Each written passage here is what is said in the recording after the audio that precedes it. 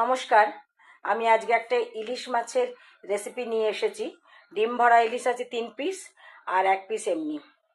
তো আমি আজকে এই যে লাউ পাতা আমি গরম জলে চুবিয়ে রেখেছি, লাউ পাতার ভেতরে ঢুকিয়ে মশলা দিয়ে আমি এগুলোকে শ্যালো ফ্রাই করব।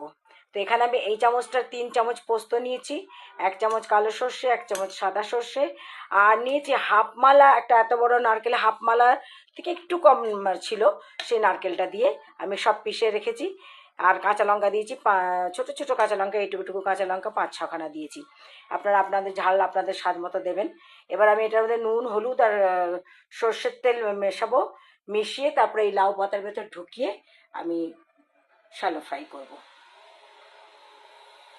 যে মশলাটা আমি নুন, হলুদ, তেল দিয়ে, মশলা মানে যে সর্ষে, পোস্ত আর নারকেল আর লঙ্কার যে পেস্টটা, সেটার মধ্যে আমি নুন, হলুদ আর তেল দিয়ে মেখে নিয়েছি। এবার আমি এই পাতাটা না গরম জলে এই জন্য চুবিয়ে রেখেছিলাম যাতে পাতাটা নরম হয়ে যায়। এবার আগে নিচে একটু দেবো, তারপর ওপরে একটা মাছের পিস দেবো, তারপরে আবার ওপরে মশলা দেবো।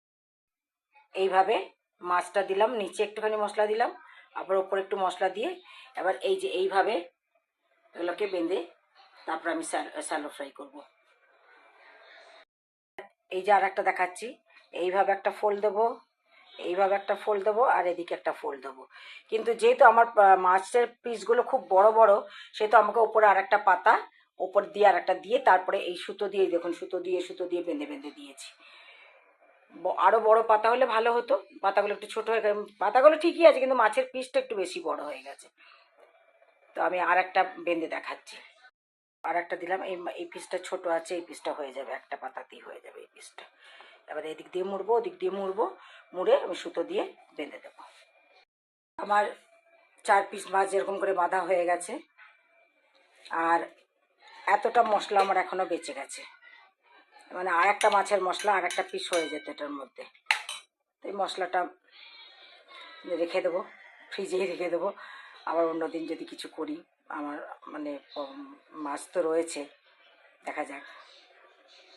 এই যে ফ্রাইং প্যানে আমি তেল দিয়েছি, তেল গরম হয়ে গেছে, সর্ষের তেল দিয়েই করছি, যেহেতু ইলিশ মাছ সর্ষের তেল দিয়েই করছি।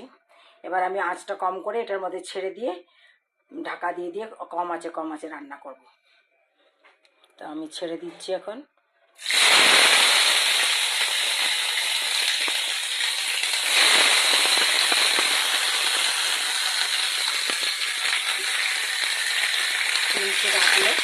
তিনটে দিলাম, এবার আমি একটা চাপ ঢাকা দিয়ে দেবো।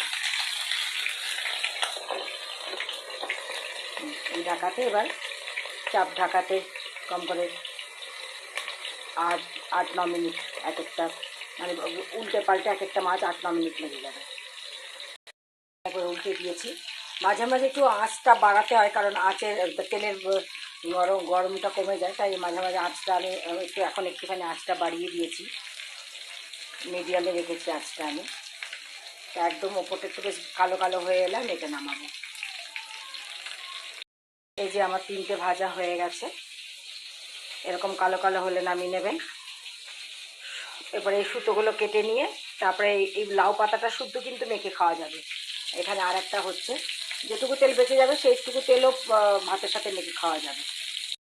এই যে লাউ পাতার ভেতর সর্ষে, পোস্ত, নারকেল দিয়ে ইলিশ মাছ আমি একটা খুলে দেখিয়ে দিয়েছি।